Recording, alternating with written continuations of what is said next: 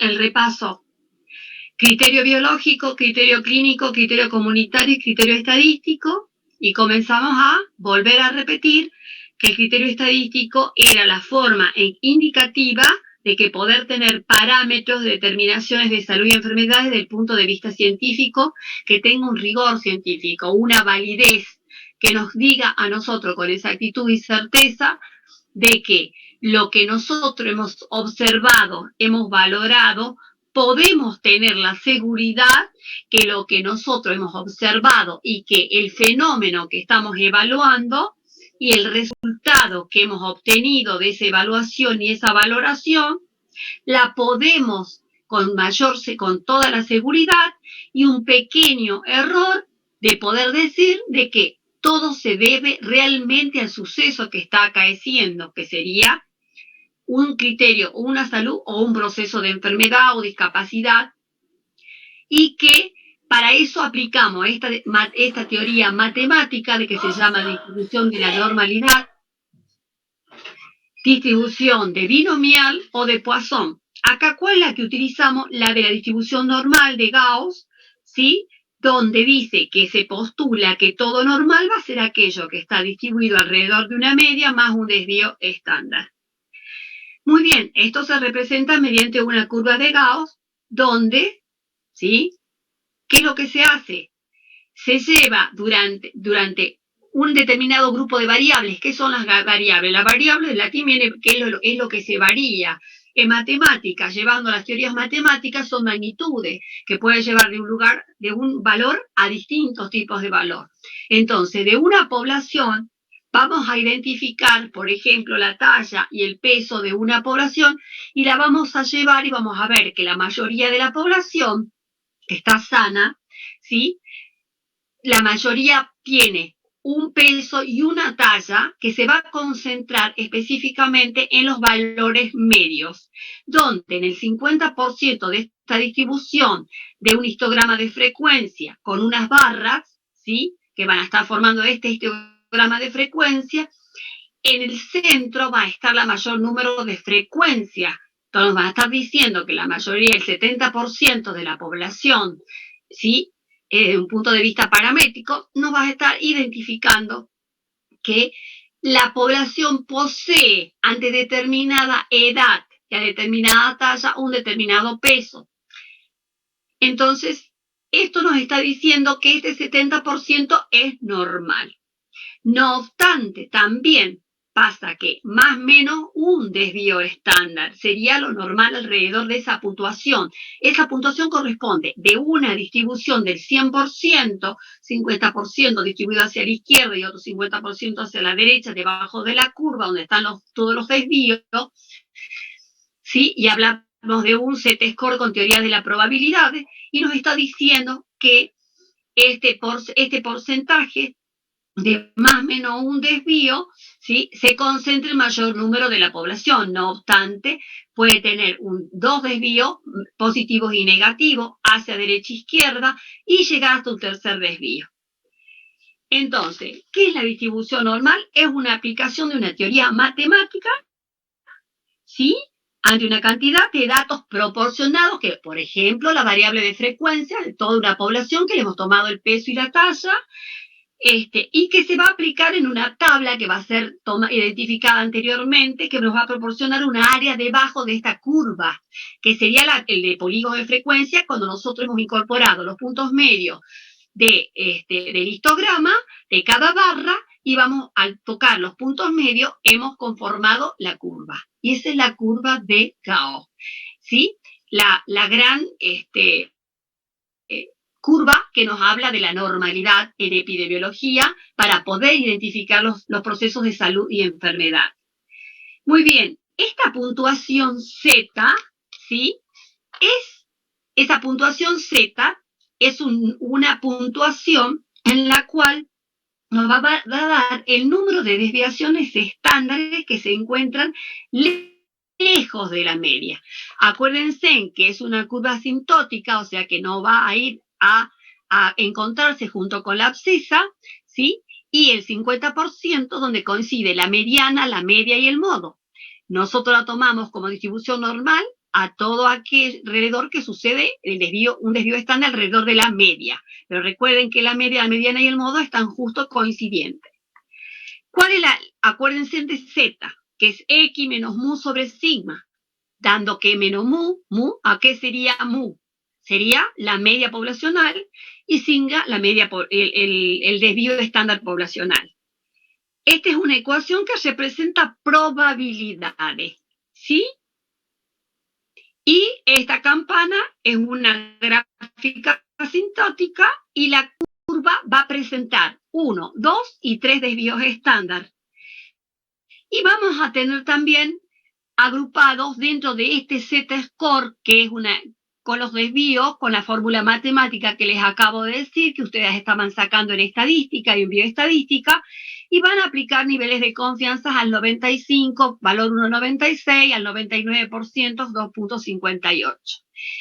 Este tipo de gráfica luego la llevamos a las gráficas, acuerden de la OMS, que ustedes estaban diciendo, pero profesora, ¿cómo sacamos? A la gráfica para ver osteoporosis, porque todos vamos a manejarnos con teoría de las probabilidades, donde el Z-score nos va a estar dando de cuánto de la puntuación normal que tenemos, cuánto se desvía el desvío estándar que nosotros, este desvío, cuando más se desvía, ¿sí? Nos está hablando ya de un proceso de enfermedad.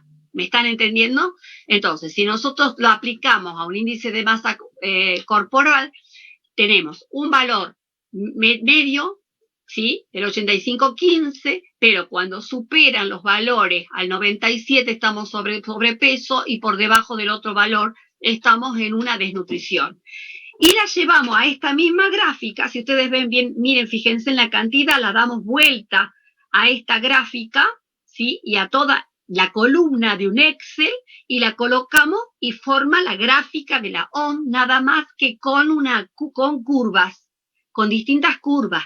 La del 50% de la distribución de normalidad y después la de los distintos desvíos. ¿Me entienden?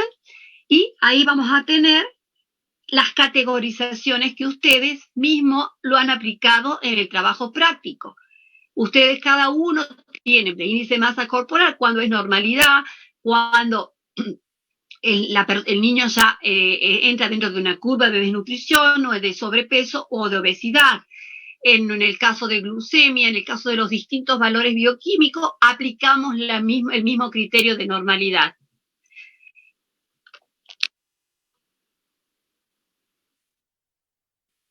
Nosotros hemos hablado, entonces, acá tenemos la curva ya directamente con el valor de mu y más menos sigma en una paramétrica de poblacional, y luego tenemos la normalidad y la enfermedad desde el punto de vista del coeficiente intelectual, que es lo que hemos visto hace exactamente una semana, y donde los valores medios corresponde al valor de coeficiente intelectual 100 al medio, y con más o menos un desvío del 85 y 110, 115, antes de 115, que es gran inteligencia.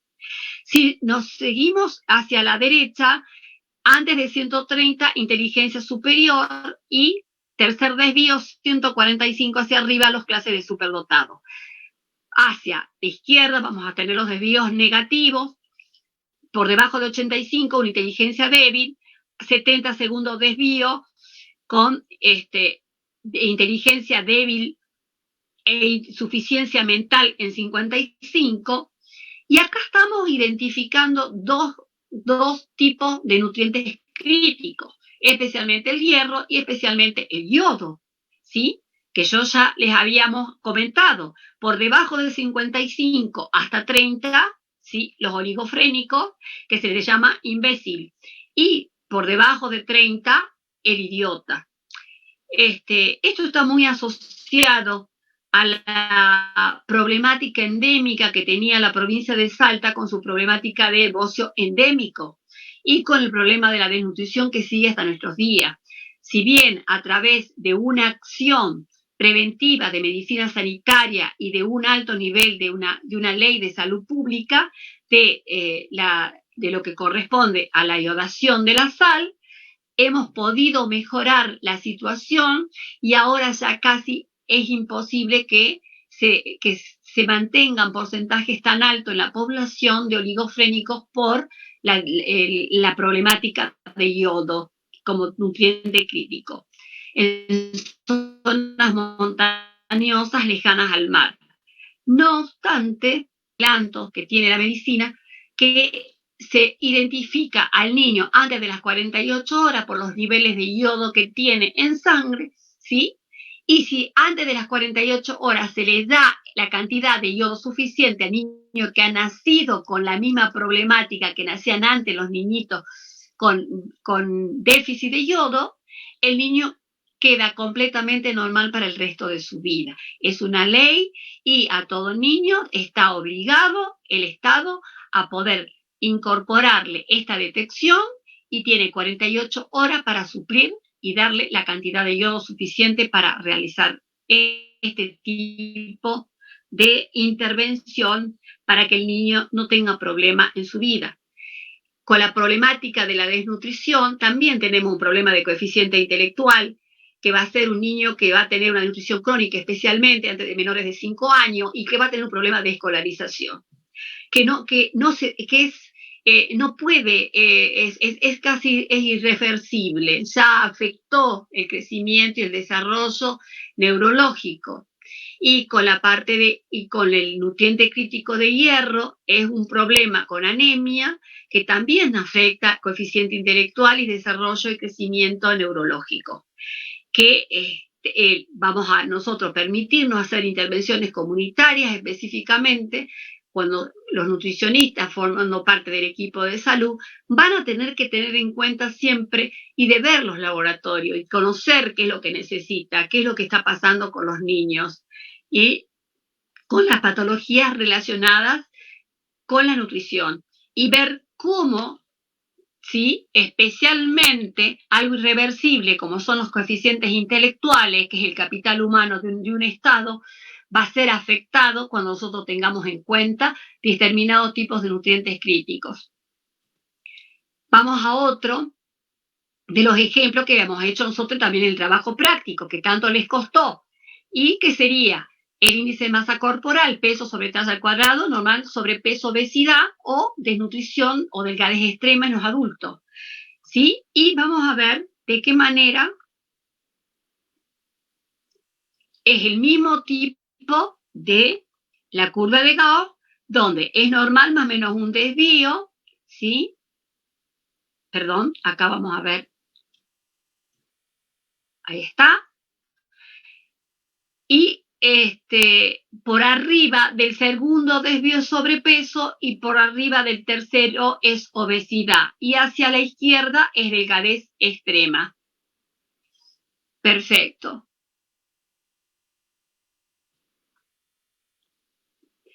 En el caso de diabetes e hipoglucemia, pasamos lo mismo.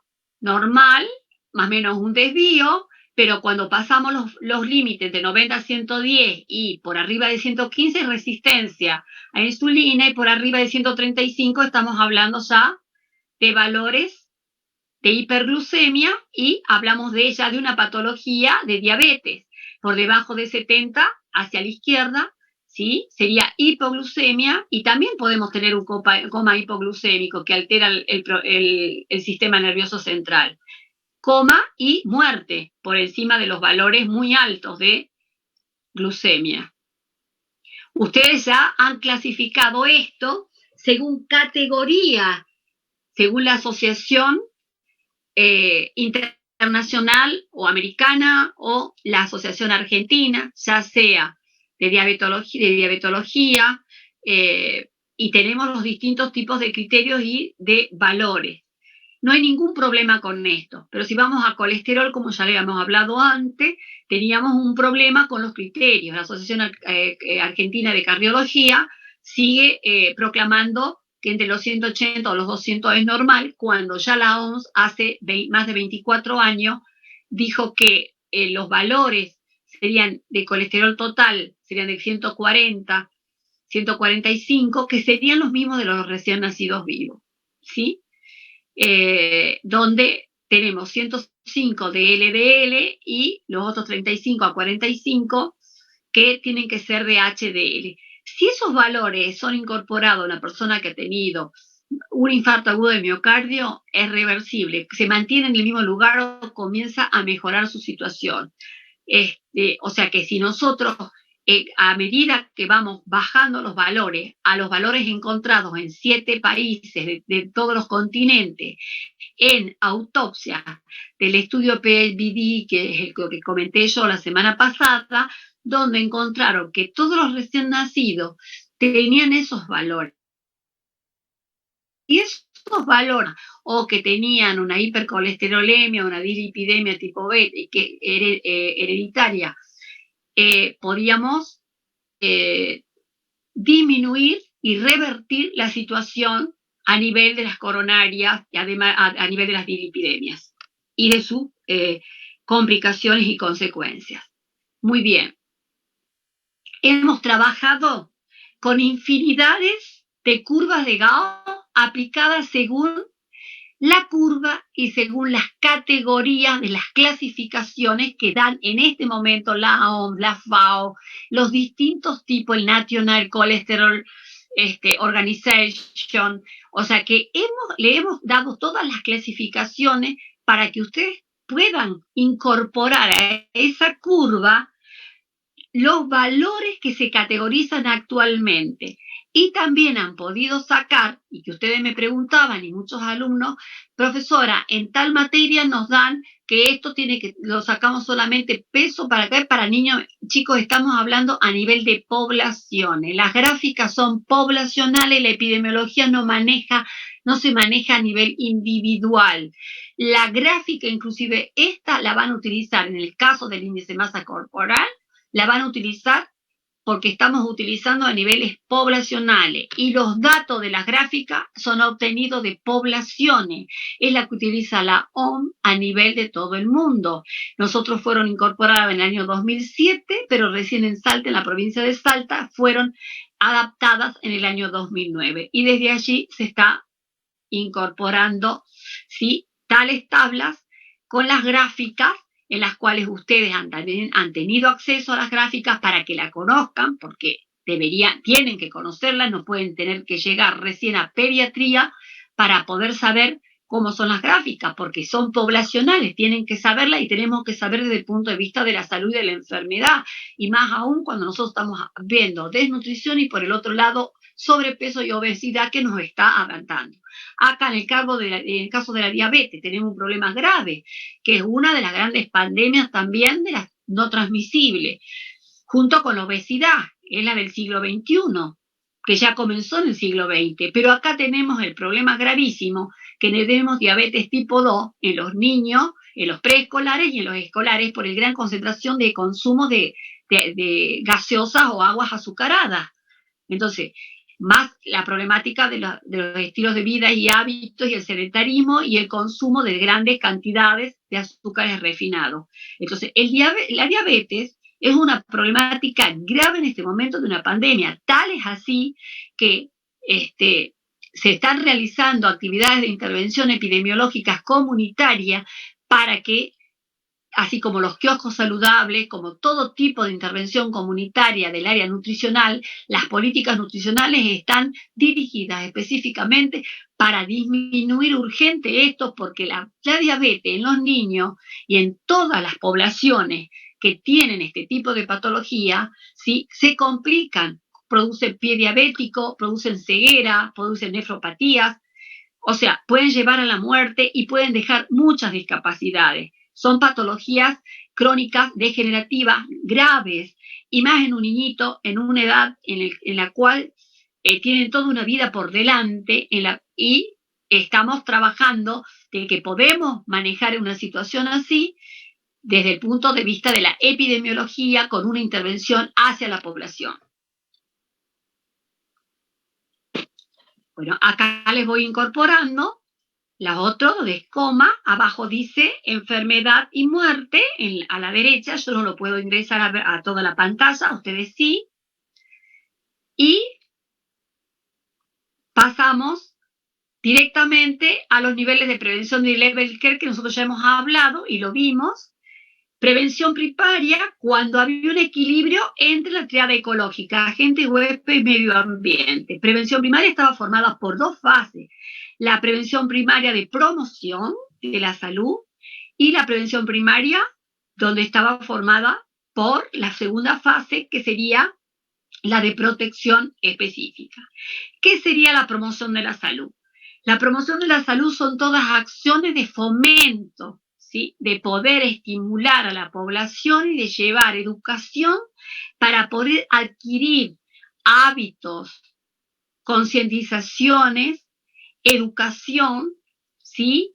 Y niveles de alerta para poder cumplir y protegerse sobre determinados tipos de patologías en donde deben actuar para por una protección específica. La promoción de la salud es toda actividad de fomento para la salud. Y la protección específica es el cumplimiento de que yo, al estar alertado, por ejemplo, el barbijo, en este momento en una pandemia, la promoción de la salud es que, por favor, lávense la mano, colóquense en alcohol y estén completamente con barbijo, estén a una distancia de 2 metros. La protección específica es que lo cumplan, ¿me entienden? Para no enfermarse. Si no lo han cumplido, ¿a dónde pasamos? A un periodo patogénico donde hay un periodo de incubación, ¿sí? Con una etapa subclínica. Entonces, hasta esas etapas subclínicas yo tengo que inmediatamente tratar de hacer un diagnóstico de tratamiento precoz. Y vamos al segundo nivel de prevención, que va a actuar sobre el periodo patogénico, sobre el periodo subclínico. Esa prevención secundaria también se divide en dos fases. El diagnóstico precoz con el tratamiento oportuno inmediatamente, que en el caso de las licenciadas en nutrición, va a ser en paralelo al farmacológico o al tratamiento profiláctico o quimioprofiláctico que existe, con una dieta, porque la persona nunca deja de consumir, de comer y para sobrevivir, ya sea desde la hidratación, en el caso de la UTI, junto con lo farmacológico, y la dietoterapia para poder alimentarse de acuerdo y en conformidad a una patología.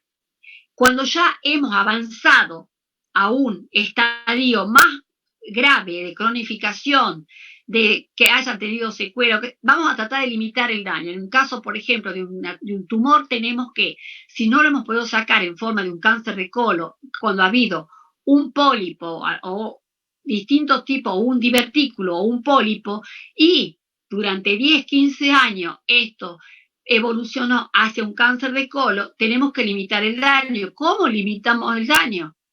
¿Sí? Extirpando totalmente el tumor. O un seno en el caso de una mastectomía, ¿sí? O sea que limitamos el daño. En el caso de una diabetes, el pie diabético, amputamos el miembro, pero salvamos la vida, ¿sí? Pero ya son acciones mucho más de alto nivel de complejidad dentro del área de la salud. Y por último, cuando ya ha quedado con secuelas, por ejemplo, en el caso de una ACV y como en el caso de todo este tipo de patologías que les vamos nombrando, ¿sí? Vamos a tener que realizar una rehabilitación, inclusive de los niños desnutridos. Los niños desnutridos quedan con una rehabilitación para su escolarización, con psicopedagogas, con una nutrición que sea con determinados tipos de nutrientes que puedan suplir la situación que tienen de disminución en cuanto a su coeficiente intelectual y su crecimiento madurativo. Y esta prevención terciaria de rehabilitación. Y estos son lo que yo ya les había comentado, que habían surgido como el médico sanitarista de la medicina sanitaria en la Universidad de Nueva York, en Columbia, la de Harvard y la de Yale. Muy bien, ahora le vamos a hablar sobre la historia natural de una patología como la sífilis, que es una reemergente en este momento, y está más alta en cuanto a incidencia que el HIV. El HIV, si bien ha sido una de las enfermedades más terribles y que más pánico ha provocado en el siglo XX, en la década del 80 y el 90, y a principios del siglo XXI, no se encontró todavía la vacuna, pero sí su tratamiento con AZT, Pero no obstante, fíjense que tanto se ha cuidado los grupos vulnerables, los grupos de riesgo, ¿sí? Que es una transmisible crónica, ¿sí? Ya no tiene la letalidad de antes, pero tenemos que tener mucho cuidado con los niños, con los jóvenes, adolescentes especialmente, es una patología, y además que se tiene muchas vías de transmisibilidad que ya la vamos a ver más adelante, y está muy asociada el HIV con la pérdida de peso. En realidad, la pérdida de peso es la que produce todas las demás patologías, como una tuberculosis, una toxoplasmosis, tumores, cánceres, que son patologías, y micosis oportunista. En realidad lo que nos mata no es el virus, es la baja de peso de casi 30 kilos pero en forma casi instantánea, que hace que baje de peso y la persona muera de las patologías oportunistas.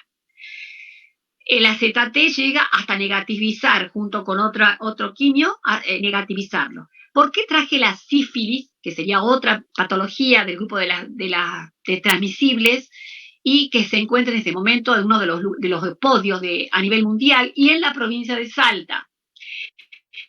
Porque en su evolución ustedes van a recordar perfectamente este tipo de patología, para que ustedes vean que la historia natural es cuando no incorporan ningún tipo de intervención del hombre. Fíjense en que acá tengo una señorita que tiene en el labio un chancro duro, que es como una cáscara, que si la llegan a tocar, ¿sí?, va a salir un líquido blanquecino. Fíjense que este es un chancro blando por un beso. La otra persona, el varón, o la persona que le ha dado el beso, ¿sí?, lo tenía en la boca, se lo pasó y le apareció el chancro, que sería la primera manifestación de la sífilis primaria, ¿sí?, que tiene una evolución de 4 fases, primaria, secundaria, terciaria y cuaternaria, y va evolucionando, y va evolucionando. Se llama sífilis, del sifilium, ¿sí?, donde Fracastore, un italiano, hace un poema y arma un poema con un pastorcito que se le llama Sifilium, que se dice que el Sifilium de sífilis significa, ¿sí?, en su traducción, en amor por la piel, ¿sí? Fíjense en que va tomando distintos tipos, ¿sí?, en este sentido. Este poema habla referido justamente a hacia una de las patologías que más reconocida en el antiguo continente, y esta sífilis primaria del chancro duro es la primera manifestación. Normalmente te dicen, bueno, me ha besado una araña en la noche, ¿sí? El beso de la araña. No, no es ningún beso de ninguna araña, fue un beso de alguien que le pasó directamente una patología como una sífilis, ¿sí?, que se le ha manifestado en un labio justamente con el chancro duro, que dura semanas ahí, pero ¿qué pasa? De golpe desaparece. La sífilis, que es amor por la piel, ¿sí?, es una gran patología, es una gran simuladora, y le hace creer al huésped, o sea, a nosotros los hospederos, ¿sí?, que ya pasó. Pasó la semana, tuve eso, se me fue solo de la noche a la mañana, yo no me puse nada. Estamos viendo la historia natural, sin la intervención del hombre. Nadie vio nada, yo lo tuve en la boca y se me fue. Pasa más o menos hasta 9 o más semanas y aparece la sífilis secundaria, The Grand Pretender, la gran simuladora, ya sea en los órganos genitales o en todo el cuerpo a través de manchas, máculas, pápulas, roseolas, alopecias y lesiones en distintos lugares, pero manifestaciones de tipo dermatológica, porque ama la piel, ¿sí? Pero también se manifiesta de esa manera, dura casi meses, y y vuelve a desaparecer. Mientras tanto, ella se sigue simulando, desaparece. Pero cuando desaparece, va tomando otro tipo de órganos. Acá ya directamente ya no toma la piel, sino que se va a una tercera fase. Esta es la sífilis secundaria, que toma todos los procesos, toda la parte de piel. Y estamos viendo aparato genitourinario, el torso, las manos, los pies. Acá la tenemos también a la sífilis secundaria. Fíjense en la lengua, por eso pasa directamente en un beso. En los genitales se incorpora en el cabello, le destruye todo, sería la parte de los bulbos del pelo y queda la gente, la población que está con sífilis secundaria con alopecia, que es la alopecia, la calvicie. En las manos, fíjense, parecen una dermatitis con rosáceas. Tiene todas las manifestaciones del área dermatológica. Y puede ser manifestaciones que pueden ser analogías con una lepra en épocas medievales.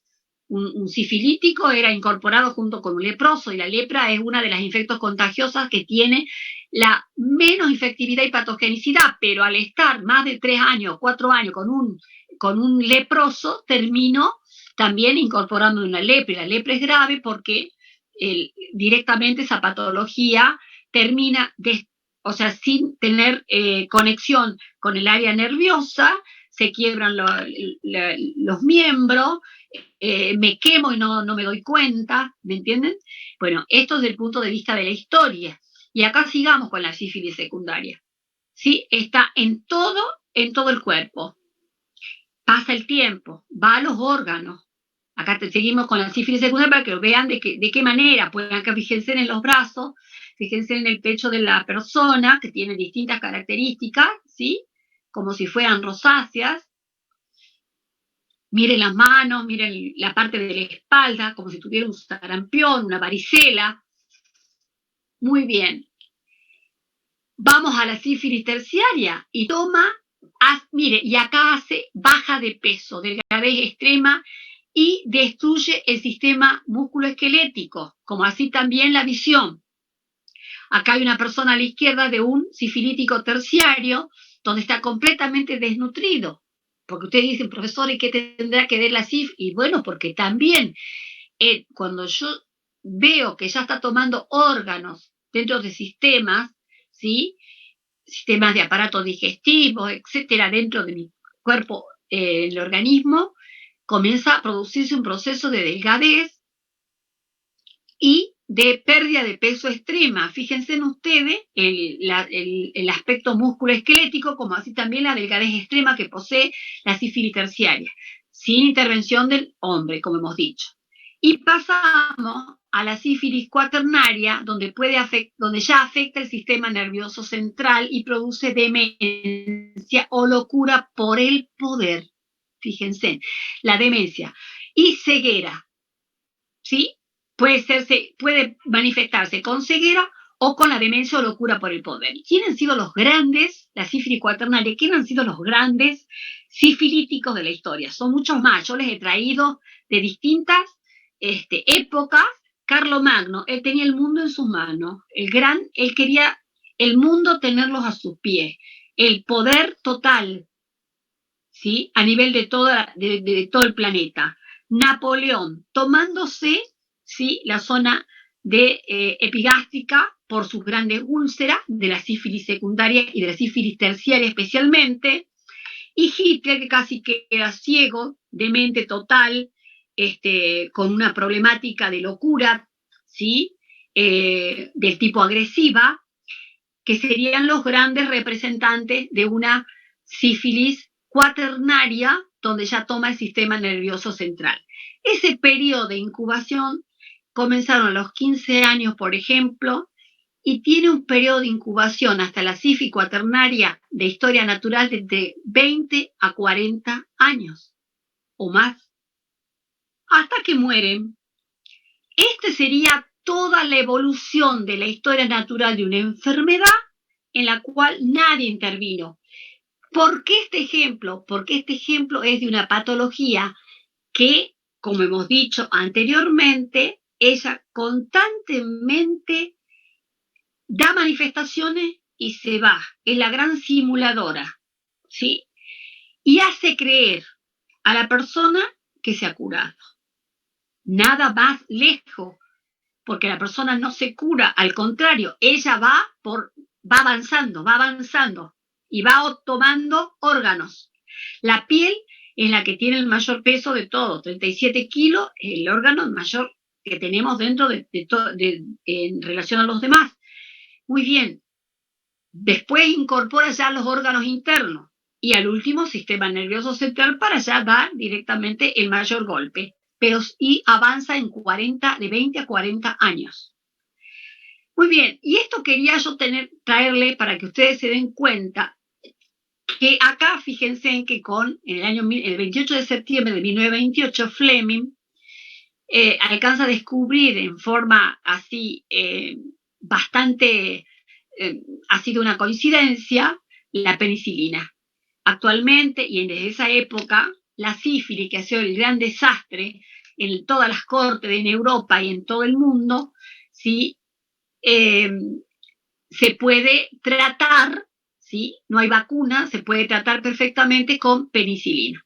Por supuesto que ante estar en contacto con otra persona que tenga sífilis, voy a volver a adquirirla, porque la patología no me deja una inmunidad adquirida definitiva, sino que siempre que estoy en contacto con personas con sífilis, la voy a adquirir, ¿sí? Pero hay tratamiento, no hay vacuna. Fíjense en que esta patología ha sido culpada el Reino de Francia, diciendo que ellos habían traído desde América y culpan a los americanos, a pueblos originarios de América que tenían la sífilis y se la llevaron a los reinos europeos.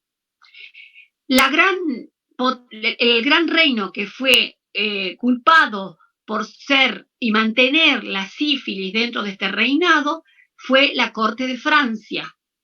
Entonces ustedes me dicen, ¿y qué habrá pasado? Y bueno, los italianos le echaban la culpa a los franceses a los españoles y a los ingleses a los franceses, y así constantemente de cada uno, pero cada uno se trataba de proteger ante la mirada y ante la patología, porque las cortes eran muy promiscuas.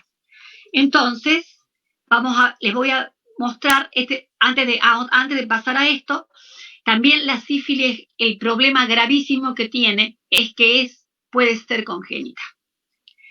Por eso es que a la mamá, que ustedes habrán visto, que cuando estábamos viendo cuáles serían los tipos de valoraciones que se le hace a una mujer embarazada cuando hablamos de los 8 controles, se hace un laboratorio. Ese laboratorio es BDRL, ¿sí? Entonces, es para ver e identificar el treponema pallidum en embarazada, para poder ver si la persona no puede cursar el embarazo con una sífilis, y se tiene que tratar, porque el niño nace en una ampolla sifilítica, que es una semejante ampolla donde él está incorporado adentro, donde todo está lleno de treponema pallidum. El niño cuando nace tiene, por supuesto, alteraciones de tipo del sistema nervioso central. El niño tiene horas de vida. Así que por eso es por ley que el primer trimestre, el laboratorio, lo primero que se hace en una mujer embarazada es hacerle una identificación de laboratorio con el estudio de BDRL. Muy bien.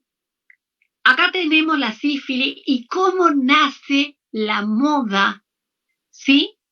En las cortes europeas. Porque ustedes digan, ¿por qué la cuna de la moda se encuentra en Francia? Y bueno, la cuna de la moda se encuentra en Francia porque la cuna de la sífilis estaba en el Reino de Francia. Y ahí encuentran ustedes, y fíjense que las pelucas que utilizaban tanto distintas cortes, tanto hombres como mujeres, no era otra cosa que abajo de eso estaban calvos. Los mitones Los guantes era para que no se les vean las manos completamente con máculas, pápulas y chancros lesionados con lesiones y secreciones que tenían. ¿Sí? En los cuellos victorianos a la derecha era para taparse absolutamente todo, ¿sí? Los pies, los encajes chantilly, todo lo que había y lo que todo rodeaba a esa corte, la vestimenta de todas las cortes, estaba relacionada por la sífilis y nace la gran cuna de la gran moda y van cambiando y se van mejorando todo esto. Las pelucas que si bien hablaban de que solamente se podían poner la gente de la aristocracia o de los reinados, era para tapar las alopecias y las grandes manifestaciones que tenían en la piel. Estaban cubiertos. Muy bien, serían todos encajes, serían gasas, seda, etcétera, serían cuellos victorianos, pero era todo para tapar lo que era la sífilis, ¿sí? Así que ya saben de dónde viene la moda francesa y para todo el mundo. Muy bien. Dentro de Lebel y Claire, que ya hemos visto todo, vamos a ir a ver promoción directamente, porque esto ya lo hemos visto, la historia natural de la enfermedad. Promoción y prevención es como que ustedes piensan que es lo mismo, pero no es lo mismo, ¿sí? Promoción es adelantar, iniciar, procurar un alboroto, elevar, convocar, fomentar, estimular el desarrollo, progreso o establecimiento de algo, animarlo, ayudarlo, apoyarlo activamente para una causa o un proceso. O sea que son todas actividades que llevan a estimular. Y si estamos hablando de promoción de la salud, no de de una ropa ni de un tipo de producto, estamos hablando de la salud, vamos a adelantarnos, vamos a procurar, vamos a elevar el nivel, vamos a convocar, vamos a fomentar a una población, vamos a estimularla para indicar que eleve su alerta sobre determinados tipos de niveles de educación o de acciones y actividades y apoyar activamente para que ellos se protejan. Prevención, es promoción de la salud, o sea que serían todas las medidas que se dirigen a una enfermedad o desorden específico, sino a incrementar la salud y el bienestar. O sea, son todas las medidas que no se dirigen a una enfermedad o desorden específico, sino que habla de la salud y del bienestar. Entonces, promoción es salud, prevención es hacia la enfermedad. Acá, ¿qué dice? La salud se promueve procurando un adecuado nivel de vida. Estábamos hablando de lo que hemos hecho el desarrollo de lo que era la definición de salud, ¿se acuerdan? Y tenía que ver con los derechos universales del hombre, un adecuado nivel de vida, las buenas condiciones del trabajo, la educación, la cultura física, los medios de descanso y recreación. Y que la salud no es simplemente la ausencia de enfermedad. Vuelvo de nuevo a la definición de salud de la OMS con la epidemiológica.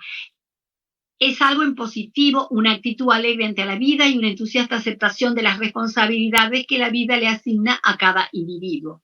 Ese es promocionar la salud, ¿sí? Promoviendo el adecuado nivel de vida. Acá, desde el punto de vista del área nutricional, nuestro adecuado nivel de vida va a ser promoviendo absolutamente todas las acciones y promoviendo el nivel de vida a nivel de lo nutritivo, ¿sí? También que tiene que ver con la santidad, con la salud. La nutrición es salud. La prevención hace referencia al llamado anticipado del conocimiento de la historia natural de la enfermedad para reducir la probabilidad que progrese la enfermedad.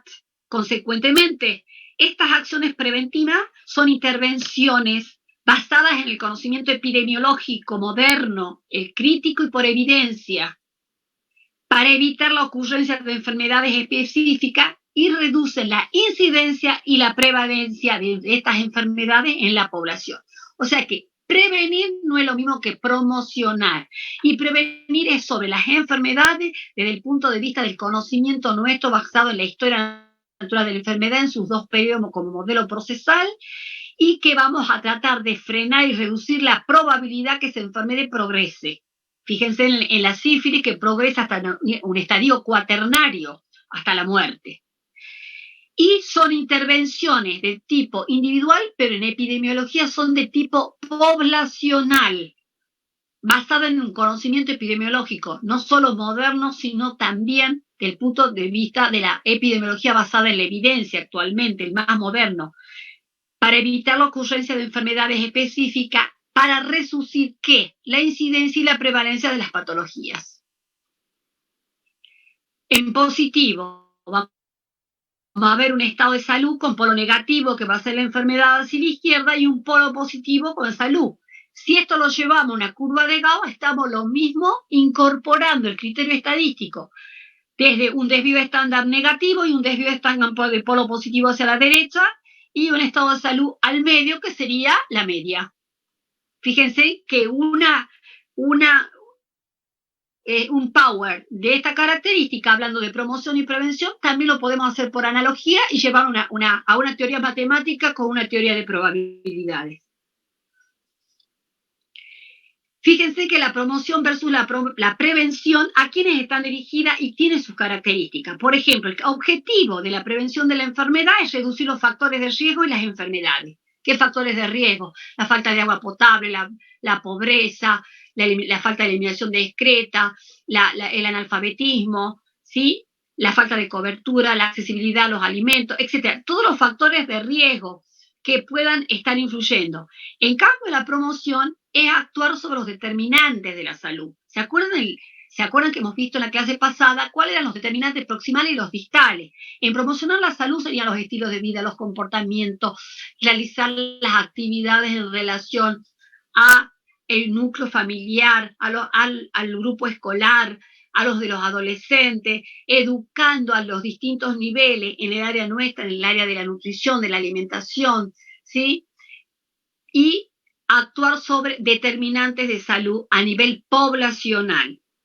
La característica de la población a nivel de la prevención son personas y grupos de riesgo. O sea, yo si quiero prevenir la enfermedad, me voy a buscar personas en la población que sean vulnerables y sean grupos de riesgo. Por ejemplo, los grupos de riesgo que mayor posibilidad tienen de enfermarse de una patología relacionadas con enfermedades venéreas asociadas al sexo. ¿Quiénes van a ser? ¿Los ancianos o los recién nacidos?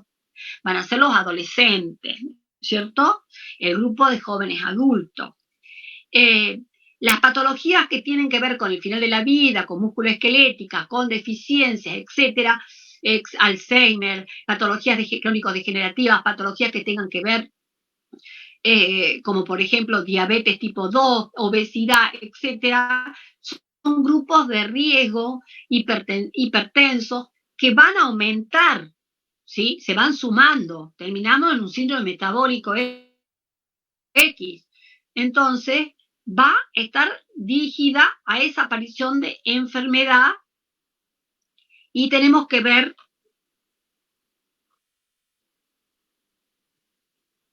pero se fue ahí está. Y tenemos que ver cuáles son los grupos de riesgo, como por ejemplo, en el grupo osteopenia, osteoporosis o diabetes tipo 2, las mujeres, después de la menopausia. En el caso de la promoción de la salud, no vamos a ir solo a un grupo de riesgo. Si hablamos de promoción, vamos a todo el universo, vamos a la población en general. ¿Me entienden? En cambio, en la prevención de la enfermedad nos enfocamos a quienes directamente vamos a prevenir. Si el grupo menor es de 1 año, tenemos que ver cuáles serían los factores que van a influir para que el niñito, los factores medioambientales, los factores estructurales, los factores de la herencia, todos los que tengan que ver la lactancia materna, todo lo que tenga que ver el grupo de riesgo del niñito, del menores de 1 año y menores de 5 años, es el grupo de riesgo grave que puede morir, ¿sí? Entonces, vamos desde el punto de vista de la prevención de la enfermedad a un grupo específico de la población. En promoción de la salud va a toda la población. Y podemos salir por todos los medios televisivos o en charlas y en centros de salud y en escuelas, etcétera, a hacer intervenciones comunitarias a través de difundirla y hacer promoción de salud. ¿Y cómo voy a medir esa promoción de salud? Tratando de ver que la cumplan. ¿Cómo se mide ese cumplimiento? Por los índices de éxito de la protección específica, viendo que la madre realmente da el pecho al niño con la lactancia materna, ¿sí? Que si es en el caso de lo vial, ¿sí? La protección específica sería el uso del casco, el uso del cinturón de seguridad en el automóvil, o sea que va a ser de acuerdo a la patología o al evento, porque acá nosotros ya hablamos de evento, de acuerdo al evento, cuáles van a ser las actividades de promoción que vamos a incorporar. En el caso específico de nutrición van a ser protecciones específicas para patología, cáncer de colon con fibra baja de carne, patología como gastroenteritis y parasitosis, agua potable, inmersión discreta, limpieza e higiene personales, etcétera. Agua segura con cantidades de gotas de agua de lavandina, o sea, que depende lavado de manos, lavado de los alimentos, lavado para sacar los pesticidas, glifosatos, etcétera, que tienen que ver que la población en general tenga llegada, ¿sí? Y se proteja con esas medidas, ¿sí? Entonces, cuando esas medidas son promocionadas, si las realiza y las ejecuta, se protege, que sería el primer nivel de prevención. Que yo, en los niveles de promoción y de prevención, que son los 3, nosotros les hemos incorporado dentro de la teoría el nivel primordial, que era que nosotros les decíamos, muy bien, esto fue en el año 65, pero acuérdense que ya en los campos de fuerzas de salud, el de Bloom y todos los determinantes, hablaban que los servicios de salud era un factor de riesgo, ¿sí? Y bueno, y también tendríamos que tener en cuenta e identificar que todos los aspectos que tienen que ver con el sistema de salud tienen que ver también con lo sociopolítico. ¿Qué políticas públicas que de salud pública tienen que estar y de políticas alimentarias, especialmente con el área nutricional, si hay un desconocimiento de la base de cómo es lo que se está identificando o quién es la persona idónea que va a estar en un lugar determinado, que tenga un conocimiento y que sea idónea para poder crear políticas que sean adecuadas ante una situación en un determinado país.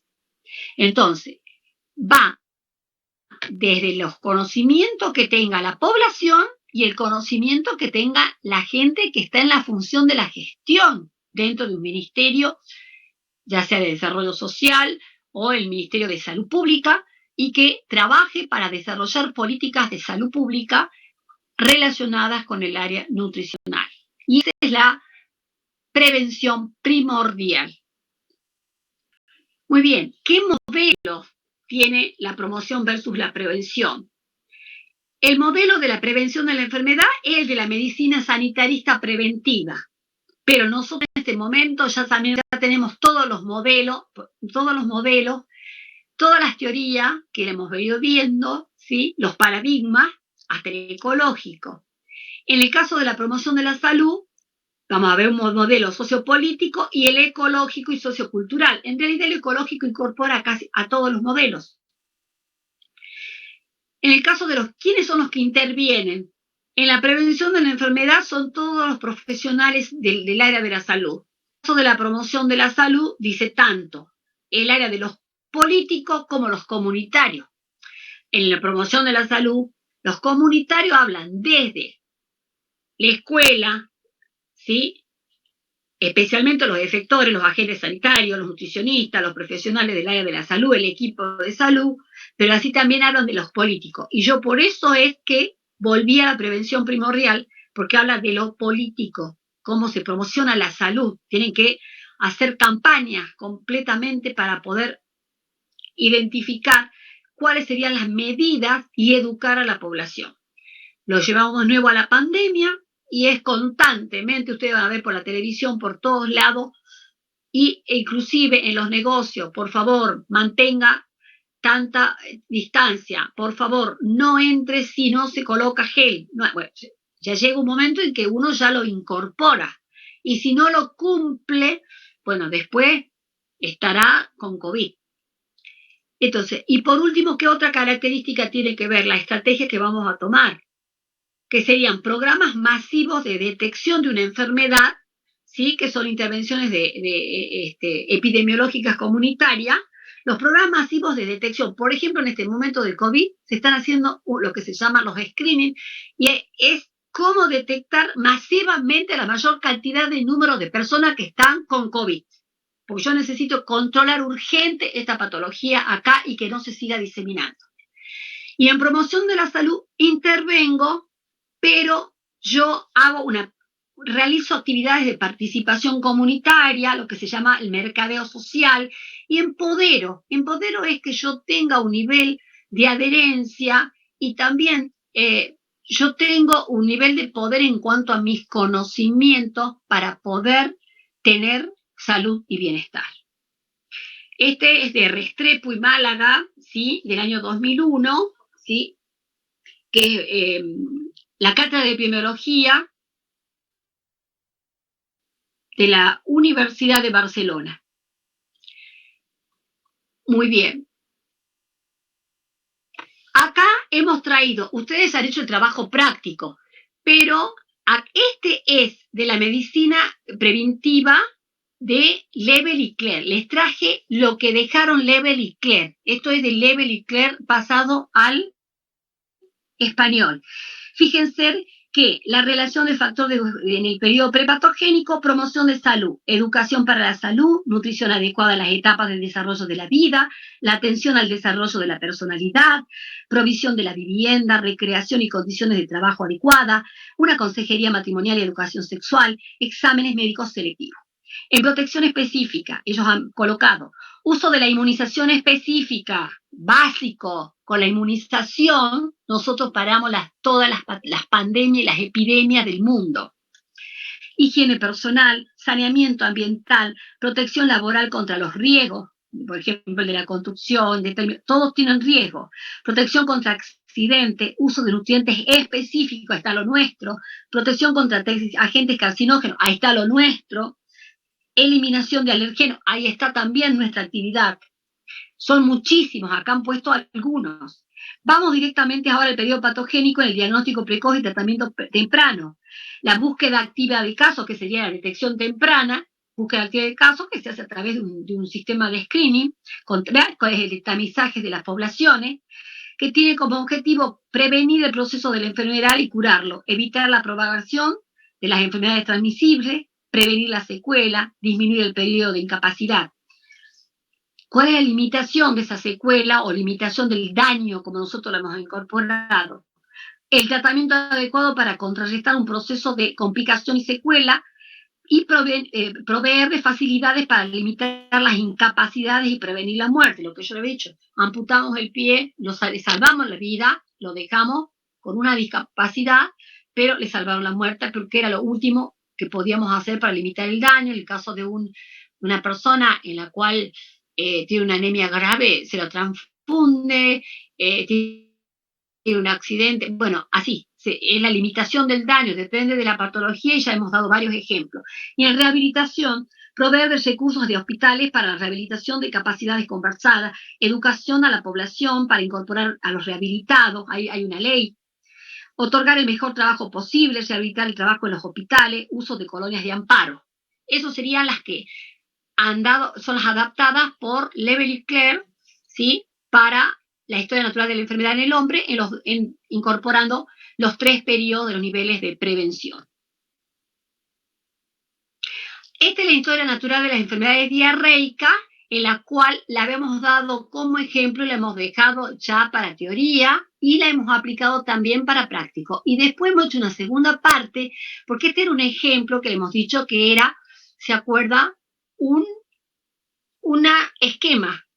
En ese esquema teníamos todos los agentes, el huésped y el medio ambiente con todas sus características, y teníamos el periodo subclínico, el horizonte clínico, el síndrome disentérico y el diarreico, las complicaciones, la deshidratación hasta la muerte. Acá falta todo el proceso hipovolémico, etcétera, que llega a la muerte en un proceso de deshidratación por diarrea. Yo no le voy a dar todo este desarrollo, que ustedes ya lo tienen, ¿sí? Eso lo damos normalmente lo desarrollamos en el área de presencialidad, pero nosotros ya lo trabajamos muy bien y se lo traigo a cotación. Este es un esquema que cuando nosotros tomamos un examen parcial, lo desarrollamos acá, y ustedes tienen que desarrollar perfectamente todo ese proceso. Si yo digo desarrollo, desarrollo. Si yo pido esquema, esquema. Este es el esquema donde lo hacemos en forma sintética para ver la historia natural, por ejemplo, acá de las enfermedades diarreicas. Ustedes tienen aparte de cada una de las patologías que eran del trabajo práctico, hemos ido desarrollando, aparte del esquema, cada uno de los procesos que venían en ese periodo, tanto en el prepatogénico, muy bien complementado y ampliado, como en el patogénico, etapa subclínica como clínica. Esta es la bibliografía: Guerrero, Bigloglia, San Martín y Masáfero, como así también todas las bibliografías complementarias que le hemos dejado de Historia Natural. La última es la actualizada 2019-2020, que se llama Historia Natural de 78 patologías. Perfecto. Vamos a la unidad número 4. Iniciamos. Fuentes de información en epidemiología y en epidemiología nutricional: primarias, encuestas, estudios, investigaciones epidemiológicas. Las fuentes secundarias: demográficas, de estadísticas vitales, hospitalarias, sanitarias, del medio ambiente, de los factores de riesgo, las socioeconómicas, las culturales. ¿Cuál es el proceso de registro, de recolección, notificación y difusión de la información? Los registros en epidemiología y en epidemiología nutricional, los certificados de estadísticas vitales, los de morbilidad, los formularios en ambas, importancia en el sistema de salud y la participación del personal de nutrición. Muy bien, acá estamos viendo cómo el mundo se maneja, ¿sí?, a través de las fuentes de información. Comenzamos con la visión, con el ojo, que es el primer paso de un proceso de información, donde comenzamos con el primer paso del método, que sería observar, mirar, observar. Pero toda observación y suceso y proceso que se registre, ya sea desde el área de la salud, social, económico, industrial, agrícola, ganadero, de distintas situaciones, de distintas disciplinas, yo tengo que registrarlo mediante un formulario, mediante un sistema que pueda registrarlo. Entonces, todo lo que yo observo, lo escribo. Si yo eso lo registro en una encuesta bien organizada, completamente elaborada, ¿sí?, para que yo incorpore todos los datos que yo necesito tener sobre la información que yo estoy buscando, como por ejemplo la encuesta de factores de riesgo o los de nutrición de salud específicamente, entonces yo voy a hacer una encuesta epidemiológica de nutrición de factores de riesgo y voy a identificar y voy a colocar nombre, apellido, edad y todos los factores que yo necesito que se incorporen dentro de esta encuesta. Esa encuesta va a ser recopilada, va a ser procesada, ¿sí?, entre grupos. Por supuesto que va a tener una base de datos, ¿sí?, y va a ser una actividad de fuente de información y la voy a llamar primaria. ¿Por qué? Porque va a estar realizada ya sea por una institución que va a ser capaz de realizar todo un proceso y por un investigador que va a elaborar y van a ser fuentes y van a ser producto de sus resultados de conocimientos, de adelanto, de investigaciones, con datos actualizados y que nos van a brindar una información de todo lo que nosotros hemos tratado. Nuestro objetivo era obtenerlos. A su vez, estas fuentes de información, si son publicadas, son difundidas y nosotros podemos hacer uso, se van a llamar secundarias, de toda índole. Entonces, la vamos a poder encontrar en revistas como Lancet o New England, que son las más importantes Natura del mundo, que tienen un nivel de calidad y de veracidad y de alto nivel científico, de conocimientos y de investigación científica, con el mayor rigor científico, y podemos trabajar con ese tipo de información específicamente para la teorización y aplicación en distintas áreas de nuestra disciplina, especialmente en epidemiología, que aporta al área médica más del 90% de los conocimientos actuales. Ustedes imagínense que las fuentes de información en este momento antes necesitaban siglos y siglos para poder pasar e imprimir y publicar un libro entre 1 y 2 o 3 años y pasaban a bibliotecas, y de las bibliotecas así, en este momento, cada hora tenemos 1,5 millones de información nueva. Cada hora, 1,5 millones de información nueva. Por eso es que ustedes cuando quieren googlear, ¿sí?, un punto y les sale 1.853.000 resultados. Y ustedes dicen, ¿y qué hago acá? Me muero. 1.850.000. Pero si yo lo único que necesito es un resultado que me diga qué es esto, un significado. Bueno, imagínense en que cada hora hay 1,5 millones a 2 millones de información nueva sobre un área. Entonces, ¿cómo será que se ha transformado tanto este sistema de la información y la velocidad con la que se transmite por las redes, ¿sí?, por los sistemas ópticos y las redes sociales, que las fuentes de información secundarias, ¿no?, pueden ser incorporadas desde el nivel más alto al nivel más bajo si yo tengo solamente un pequeño aparatito que puedo acceder como un celular. Entonces, primaria y secundaria. Primarias son las que producen de base del origen. Secundarias son aquellas que las recibo de las primarias. ¿Qué significa la palabra fuente en epidemiología? La palabra fuente en epidemiología significa origen de los datos que se deben cumplir de acuerdo con determinadas características. ¿Cuáles serían esas características? La de calidad, la de precisión, validez y fiabilidad. ¿Qué significa la calidad? Se refiere a todas las técnicas, las operaciones, los procesos y las tecnologías altas que lleva para que ese tipo de tecnología, puede ser un software, etcétera, ¿sí?, si estamos hablando de tecnologías como computaciones, donde yo hago un registro de una encuesta a nivel de un censo o de una encuesta de factores de riesgo o de determinado tipo de identificación de acuerdo a la disciplina, la calidad va a estar dada para poder permitir en una base de datos y del aparato tecnológico también de alta precisión, que me pueda dar valores exactos, que me los asegure, y también que me trate de eliminar los valores que sean atípicos, o sea, las anomalías. O sea, que me va a dar, en un lado, valores exactos, y me los va a asegurar, pero también va a hacer limpieza de esos datos y va a eliminar los atípicos, los que no me garantizan que los datos son correctos. Habla de la calidad de los datos, o sea que tiene que ver con procesos, técnicas, operaciones y tecnología. Y hablamos ahora de la precisión.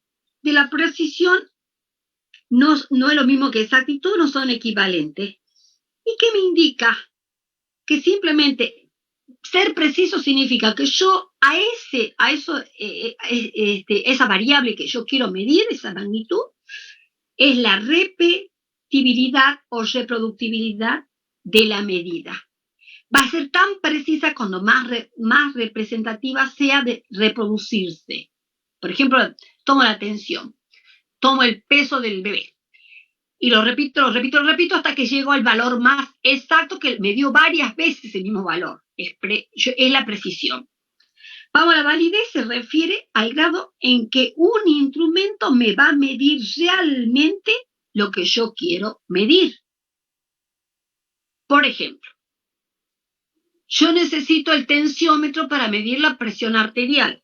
Entonces, o el tachímetro o una balanza que tiene que estar completamente, ¿sí?, equilibrada, sincronizada perfectamente para que sea válido el valor que yo obtenga.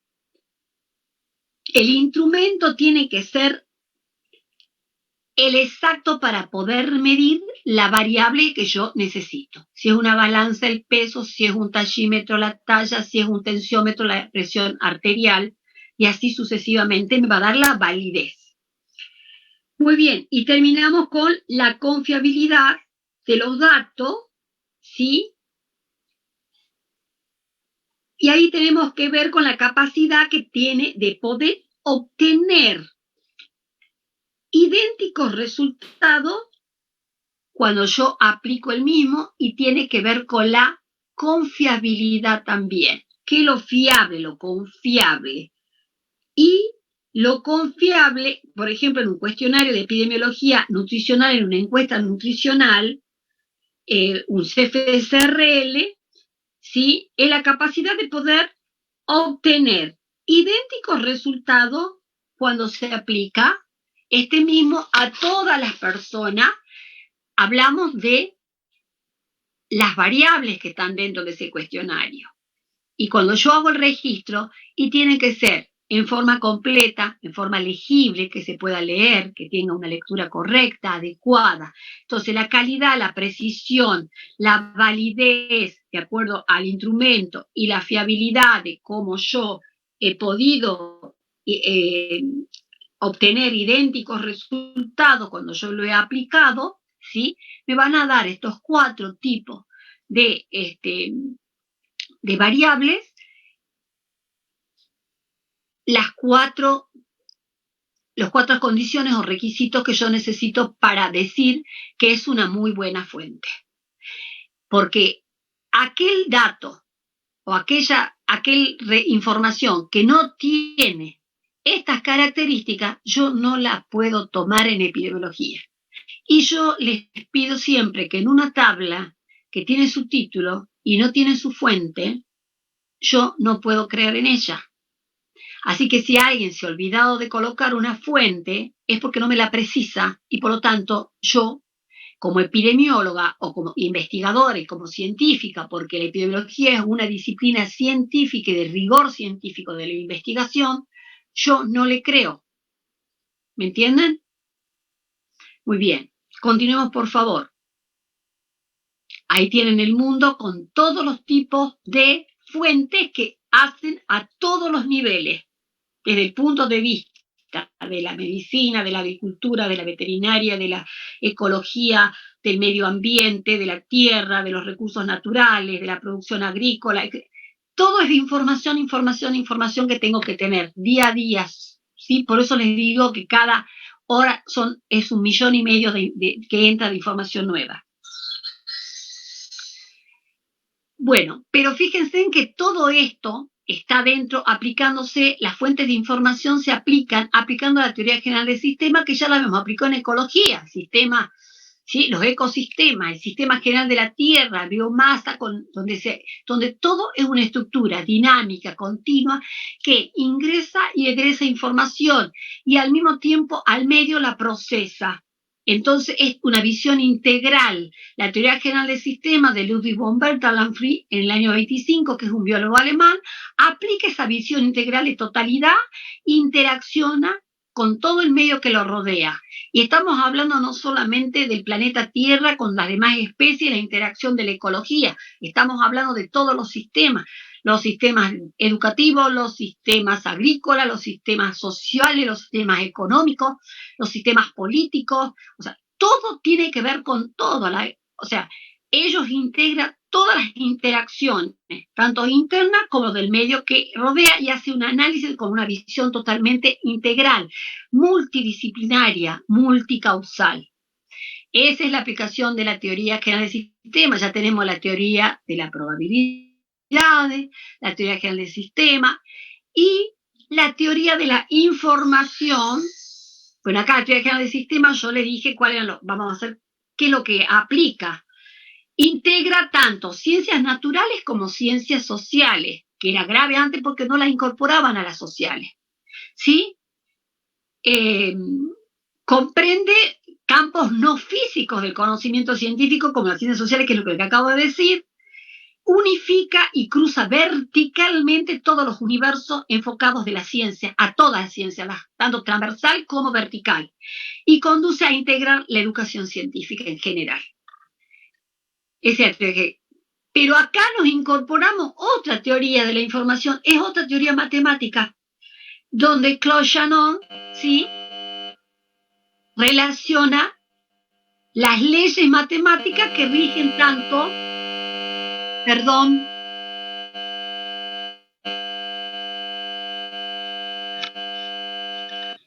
Inés, por favor.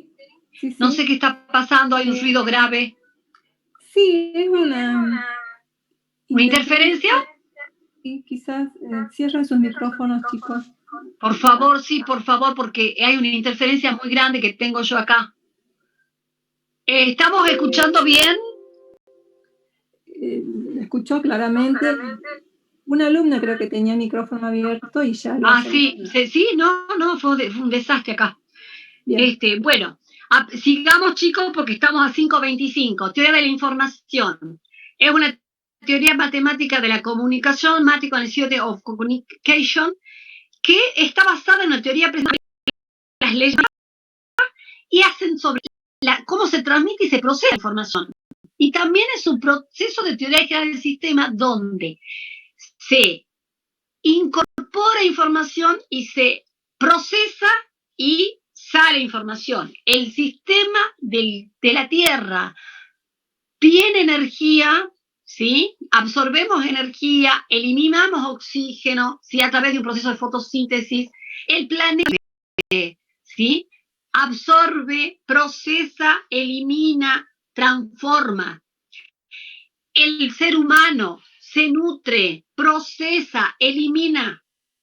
El sistema informático se nutre, primero produce la información, lo procesa y lo da y lo difunde. Entonces, esto transmite la información. Esta teoría es una rama de la teoría matemática y ya incorpora también las ciencias de la computación que estudia la información y lo relacionado con todos los canales de los datos y los temas relacionados. O sea que la teoría de la información se incorpora a la epidemiología como otra teoría más, porque tiene que ver la información como base y fuente total de todos los procesos de investigación que realiza y desarrolla la epidemiología. A su vez, todos los aspectos que ya fueron incluidos por la teoría general del sistema y la teoría de la información, Niklas Luhmann incorpora la teoría de las ciencias sociales o de la gran teoría, pero es muy abstracta. Pero dentro de todo, él hace y relaciona y hace hincapié especialmente en que lo social es el que hace que se desvaríe absolutamente todo, porque la parte de poblaciones, individuos, comunidades, hace que todas las variantes tengan desvíos impresionantes porque no son impredecibles. No sé si me entienden.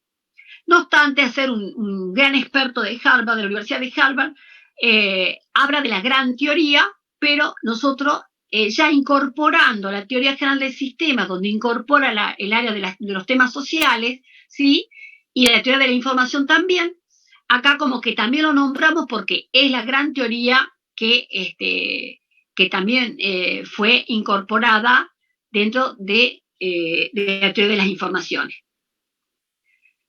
Bueno, vamos al sistema de definiciones de acuerdo a LAST. LAST es el diccionario de epidemiología. Entonces, ¿qué es un sistema de información? Ustedes ya lo tienen en su teoría, es la combinación de los datos de estadísticas vitales y sanitarias procedentes de múltiples orígenes. Pueden ser de todo lo que yo les hablé de los orígenes, todo, las disciplinas, que son utilizados para conseguir información acerca de sus necesidades, de sus recursos, de sus costos y de la utilización de los servicios sanitarios. ¿Se acuerdan? Desde la definición de epidemiología, como de los resultados de ese uso de estos servicios por la población de una determinada área administrativa. Esto ustedes ya lo tienen como definición y lo tienen en el material teórico que se les dejó hace bastante. El SIS, Sistema de Información de Salud. Muy bien, vamos ahora, ¿cuál es el propósito del SIS? Es obtener la información, interpretarla y aplicar en salud para ¿qué? Miren lo que acabamos de ver, para promoverla, la salud. Disminuir la enfermedad, o sea que sería prevenirla para poderla disminuir, evitando la discapacidad y la muerte en las poblaciones humanas. O sea que miren ustedes que estamos ahora de vuelta menos a niveles de prevención de level clear, porque fíjense que el propósito de un sistema de información de salud es obtener toda la información precisa para promoverla la salud, disminuir la enfermedad, evitar la discapacidad y la muerte en las poblaciones humanas. O sea que siempre estamos relacionando los mismos conceptos, los mismos conocimientos, ¿sí? Bueno, la dejamos acá ella y vamos acá. Este es el sistema de información de salud, donde se tiene en cuenta y se van a dar cuenta que estamos relacionando a modelos que lo hemos visto en salud-enfermedad, donde teníamos en cuenta que la biología humana, donde la herencia y la genética del grupo de la especie humana tenía que tener que ver dentro del sistema de información de salud, donde teníamos que tener información de esa población, desde cuánto a cómo era la herencia genética, ¿sí? Dentro de su contexto, de su biología humana, cuando nacían, la maduración y el envejecimiento en todo el proceso de su vida, tener en cuenta el medio ambiente, tanto físico como cultural y económico, para poder armar los sistemas de organización de atención de la salud. O sea que todo estas áreas y disciplinas tienen que ver con el sistema de información que va incorporando información para poder armar un sistema y organizar la atención de la salud de las poblaciones, para poder prevenir, ¿no es cierto?, fomentar la salud, prevenir o restaurar el estado de salud de una población y curarla. Y donde los estilos de vida también teníamos que estudiarlos porque formaban parte de este sistema de información, teniendo en cuenta que el estilo de vida va a llegar a poder tener riesgos de actividades creativas o riesgos ocupacionales y participación laboral, donde tendría que ver también todo, obtener informaciones para que pueda aportar al sistema de información de salud en su contexto multidisciplinario, multicausal, determinístico, y donde aplicamos la teoría general del sistema en un sistema integral de información y de fuentes de información a nivel de visión multicausal. Esos son los sistemas complejos de información en epidemiología, que en realidad ustedes, al haber visto todos los modelos que hemos venido viendo desde el año 60 y pico hasta los últimos, giran alrededor de los mismos tipos de magnitudes y de estudios, pero nada más que acá obtenemos información precisa, información y la vamos actualizando, no nos quedamos con la del año 1920.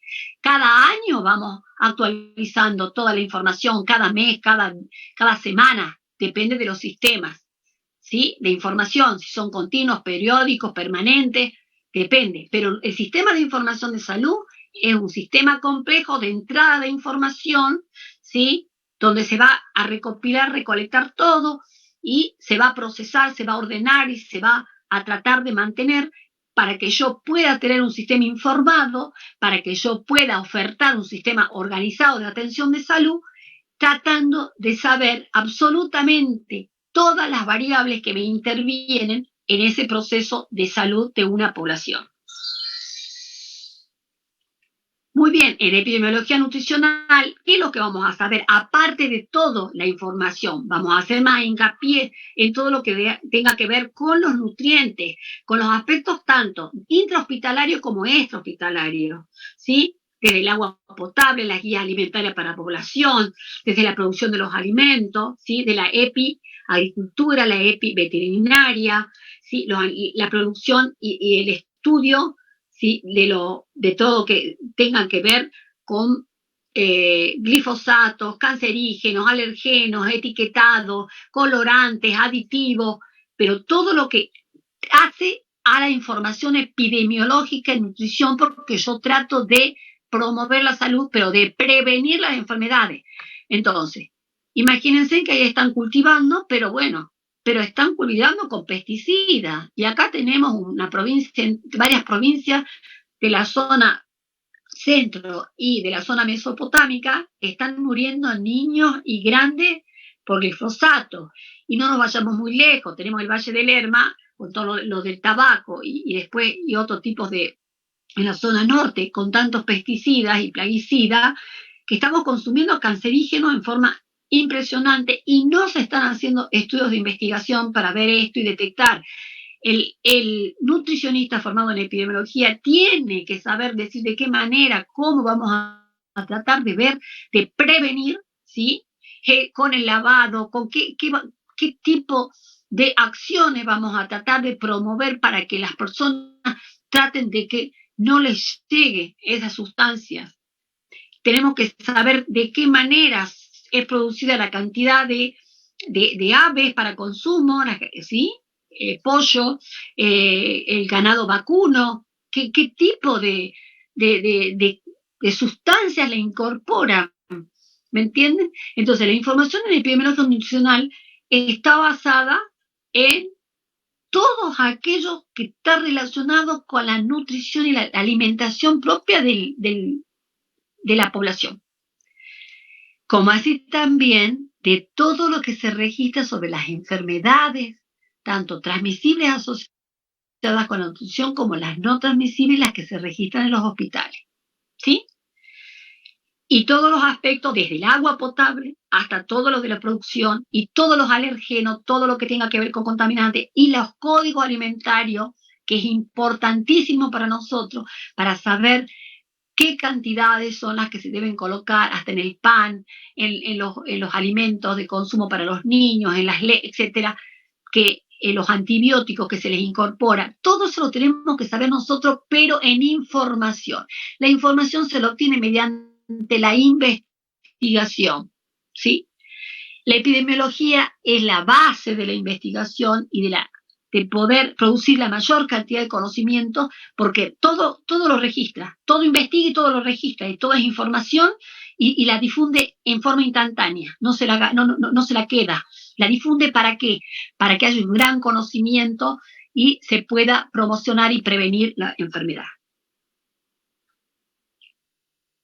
Este sistema de información de salud, el SIS, según la OMS les voy a dar otra definición, que es un mecanismo de recolección, lo que yo ya les decía, lo mismo, recolección, procesamiento, análisis y transmisión de la información que se requiere para la organización y el funcionamiento de los servicios sanitarios y también para la investigación y la docencia.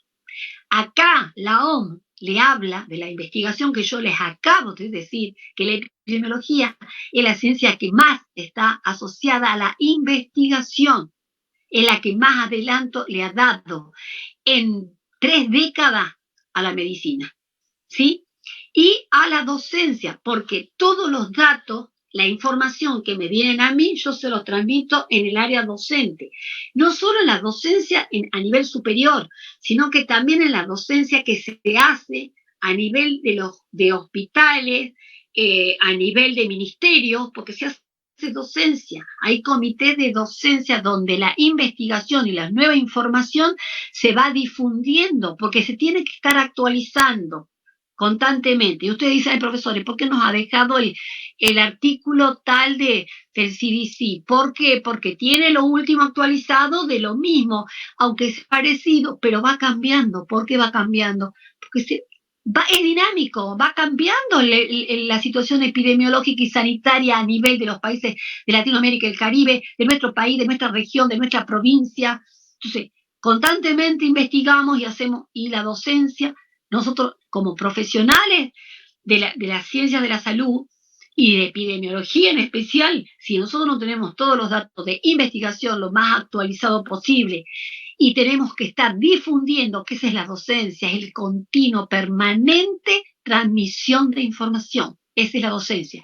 Y el profesional nutricionista va a hacer docencia e investigación toda su vida, porque el solo hecho de evaluar a un paciente Va a tener que investigar absolutamente qué es lo que pasa para poder ver de qué manera va a promover y va a procurar una dieta. Y va a tener que enseñarle a esa persona. Entonces va a ser investigación y va a ser docencia. Si bien no lo va a hacer a nivel poblacional, pero fíjense en que 1 más 1 más 1 más 1 más 1 durante un año, ustedes no, en un centro de salud, realmente han estado atendiendo a una población que bajo cobertura de ese centro de salud. Aunque sea de a uno, o sea, uno cada control, pero sumen todos los uno, ¿sí? La sumatoria de todos los controles en un año le da una población de casi más de 10.000 controles que han tenido, y eso es una población, y ustedes están al servicio de esa población, ¿sí? Lo harán desde el punto de vista de distintos estadios, de acuerdo al trabajo que ustedes puedan asumir, pero siempre con énfasis en que ustedes van a realizar ese mecanismo de información para los servicios donde ustedes van a estar incorporados, pero para también transferir los conocimientos de su investigación y de la docencia. ¿Para qué me sirven estos sistemas de información? Para mejorar ¿qué? La toma de decisiones. Toda la información es para tomar decisiones. El censo que yo haga para saber cuánta cantidad de población existe en un país es porque yo desconozco cuántas dosis de vacuna voy a dar, cuántos hospitales tengo que tener, cuántas escuelas tengo que tener, porque los niños, cada vez tengo más niños, y si tengo que tener más geriátricos, si tengo que tener más áreas, o sea, yo necesito saber, y todo es por la información, porque mi información me va a hacer que yo pueda tomar decisiones adecuadas, correctas. No puedo pedir 1 millón de dosis de vacuna cuando yo no sé ni cuántos niños tengo en mi centro de salud. 100.000 cuando tengo 5.000 niños. No puedo. La toma de decisiones, yo le estoy poniendo un ejemplo muy básico, pero acá es muy grave. La toma de decisiones va a estar basada en esa información de calidad, de validez, de veracidad, ¿sí? Y de confiabilidad, a nivel de todos los niveles organizativos de los sistemas de salud. El nivel organizativo de salud, de los sistemas de salud, son muy complejos, que van desde el ministerio, de la secretaría, ¿sí? De las direcciones, de los programas, de los planes.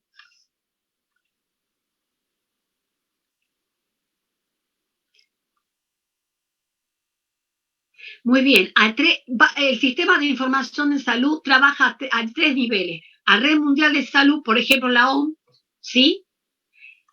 A nivel de Mesoamericana de la Salud, o AMC, IMS, Iniciativa Mesoamericana de la Salud, en el caso nuestro sería la OPS, y a qué otros niveles, tanto la mundial como la latinoamericana nuestra, mesoamericana. Miren, el primer nivel donde va a trabajar la red es al nivel de la nutrición. La inmunización a nivel de las enfermedades transmitidas por vectores, que es la que nos está, es la red emergente, y específicamente también un énfasis total sobre la salud materna y reproductiva, ¿sí? Pero bueno, en realidad vamos a obtener información de todo lo que ya hemos visto de todas las disciplinas, pero hace real énfasis en el sistema de información de salud, en la nutrición, en las vacunaciones, en las enfermedades transmitidas por vectores, salud materna y reproductiva. Este es de acuerdo a lo que ellos, pero también dentro de los objetivos del milenio, hace especial énfasis en la nutrición. Cuando habla de nutrición no está hablando solamente, sino también habla de las patologías crónicas degenerativas. ¿Me entienden? Y hace un apartado especial en las transmitidas por vectores, porque son las reemergentes y unas como la chikungunya y el Zika que acaban de aparecer. Este sistema de información de salud, o SIS, está formando parte de otro subsistema o sistema más pequeño, ¿sí? Que forma parte del de salud, el de estadística de salud. O sea, cuando yo registro estadística de salud, se va a llamar CES. El SIS, cuando solamente registra estadística de salud, es CES. ¿Qué son las estadísticas? Porque ahora hemos hablado todo de información. El sistema de estadística es que cuando yo un dato lo registro en un formulario o un certificado que esté completamente apropiado y lo identifica todas las variables que yo quiero que sean registradas, ese dato, al pasar a un registro que es válido, es confiable, es de calidad, es preciso, etcétera, etcétera, y donde yo voy a colocar todos los datos que sean veraces, se me va a transformar en un dato estadístico. Si todos esos datos estadísticos yo los transmito a un sistema y los recolecto en un sistema y los proceso, ese sistema, si son todos estadísticas y vienen del área de la salud, se va a llamar sistema de estadísticas de salud. Ese sistema de estadística de salud, a su vez, va a estar formado por muchos programas de estadísticas de salud. El programa de estadística de salud de determinadas patologías, de transmisible, de no transmisible, de recursos, etc. Y va a formar parte este sistema de un sistema nacional de salud. En un contexto de información geográfica va a ser el Sistema Nacional de Salud, en el cual va a estar inmerso en un gran sistema nacional de salud. Ese Sistema Nacional de Salud, a su vez, va a ser incorporado el sistema de información y el de estadísticas de salud con los programas de estadísticas de salud.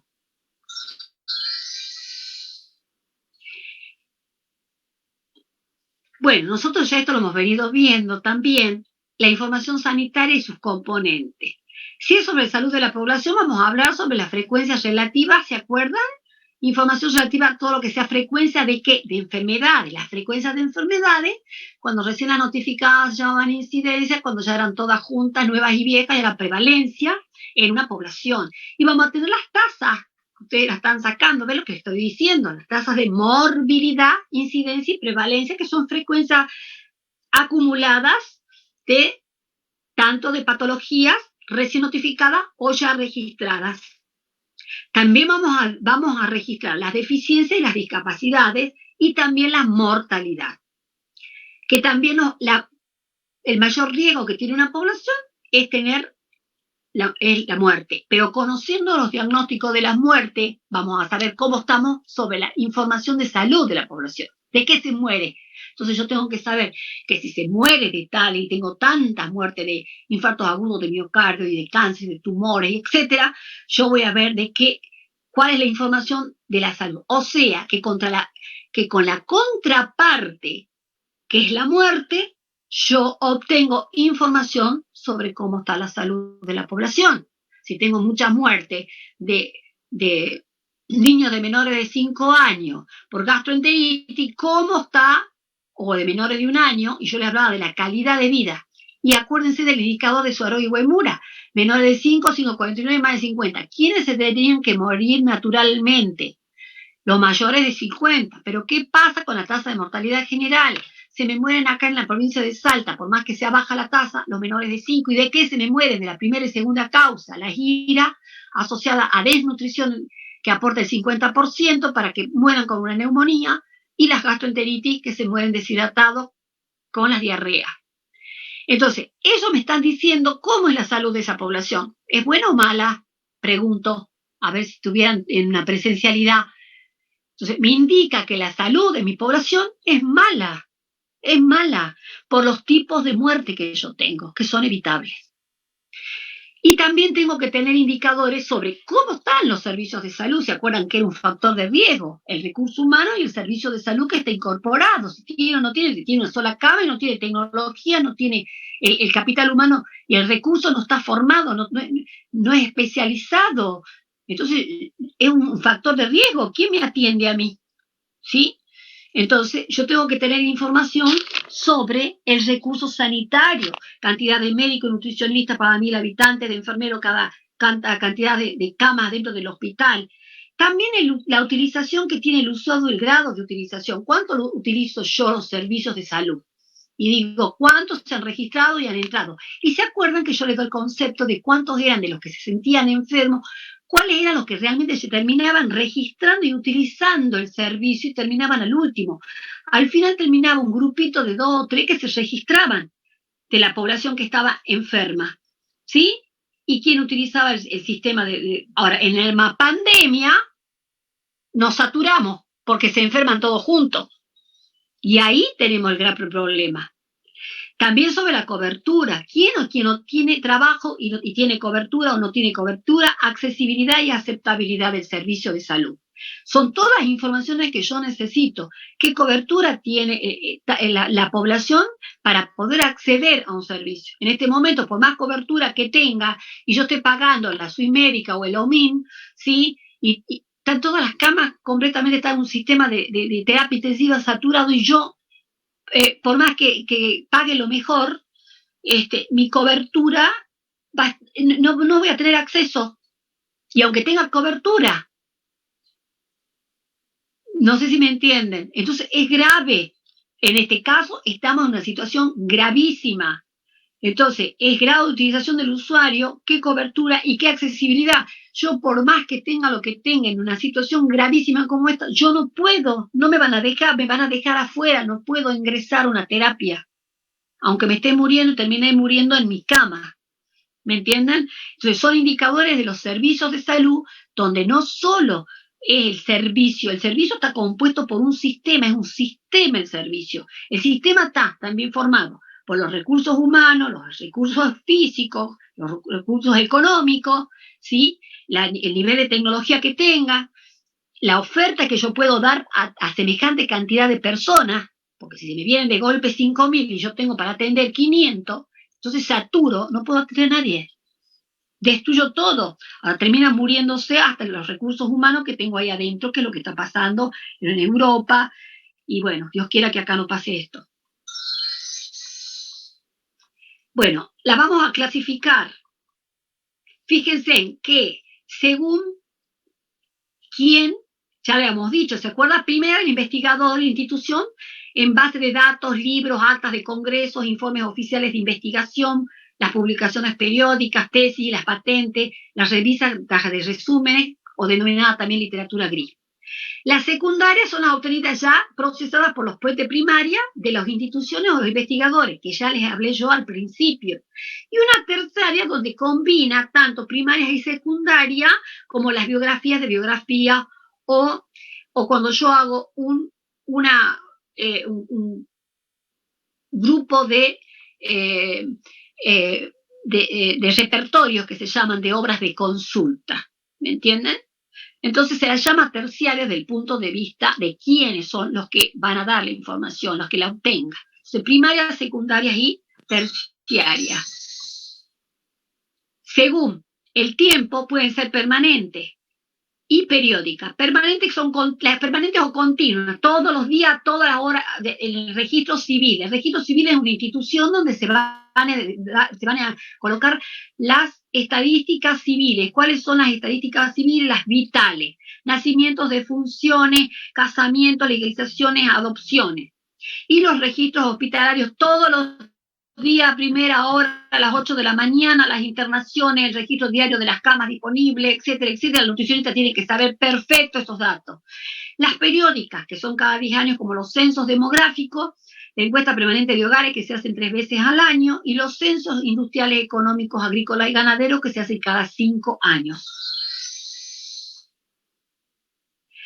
Acuérdense, acabo de decirles, registro vital, nacimientos, defunciones, casamientos, divorcios. En los hospitalarios, historia clínica, la perinatal, en los consultorios y también el informe diario de consultas externas, el de enfermería, el de la nutricionista, el de hospitalización, el de crecimiento y desarrollo, el de registro de inmunizaciones y el de la planilla C2 de el registro de notificación de patología según la semana epidemiológica y clasificada según 5 grupos que ya lo vamos a ver más adelante. Y a su vez, todo este registro está en un sistema informático actualmente en red, ¿sí? O sea que está virtualmente, tenemos una red informática donde todos estos registros los podemos obtener de tanto de registros vitales como de hospitalarios. Las periódicas, ¿qué características tienen que tener? que sean universales. Cuando se hace un censo es a toda la población, que sea obligatorio, estamos obligados todos a ser censados, simultáneo al mismo tiempo y periódico cada 10 años. La encuesta permanente, la encuesta nacional de salud y la de factores de riesgo, la de permanente de hogares se hace 3 veces al año, eran 2 antes, la nacional de salud y de factores de riesgo cada 3 o 4 años y se van actualizando los datos. La última que se hizo de factores de riesgo y fue hace 2 o 3 años y tenemos los datos provisorios todavía de la de factores de riesgo y la de nacional de salud y nutrición. Los datos socioeconómicos de alfabetización, de escolarización, de ocupación, de población económicamente activa, del Producto Bruto Nacional, del per cápita, de la línea de pobreza, línea de indigencia, todo hemos ido viendo todo esto, todos estos meses.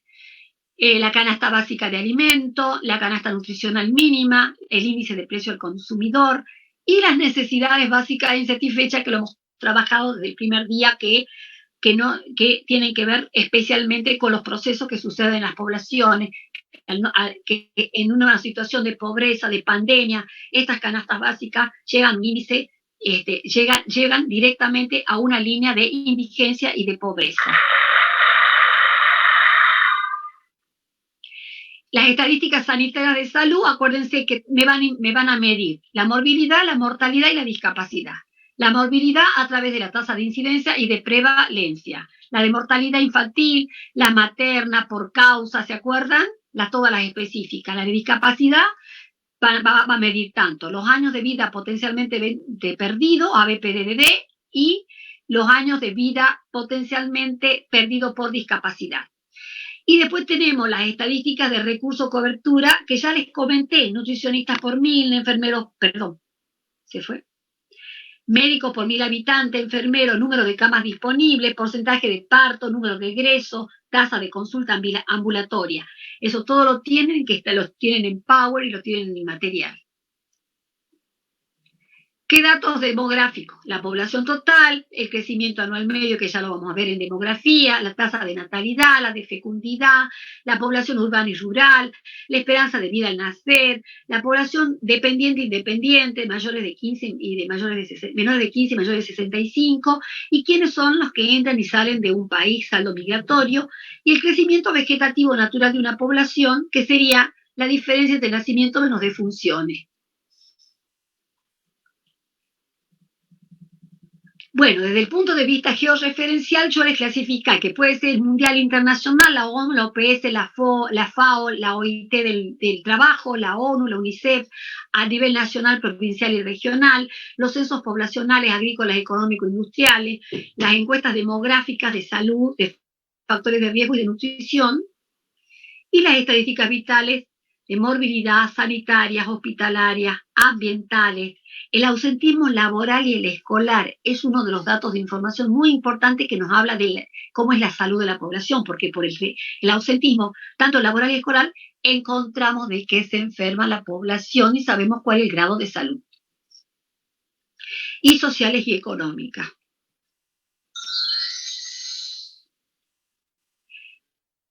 ¿Cuáles son las fuentes de información de a dónde se regiran? En formularios censales, sería el del censo. En las encuestas de pH, encuestas permanentes de hogares que se hacen, y las de factores de riesgo. El certificado de nacimiento y el de defunción. Los formularios 1 y 2 de APS, donde el agente sanitario y coloca los datos del peso, del test del niñito, los factores de riesgo, la aplicación de las vacunas, inmunizaciones, la problemática de la tuberculosis, de patologías de Chagas, eso lo hace el formulario de atención primaria de la salud. Las planillas de C1, C2, C3 y C4 del laboratorio, que son para transmisibles y no transmisibles, que es las planillas para registro de morbilidad.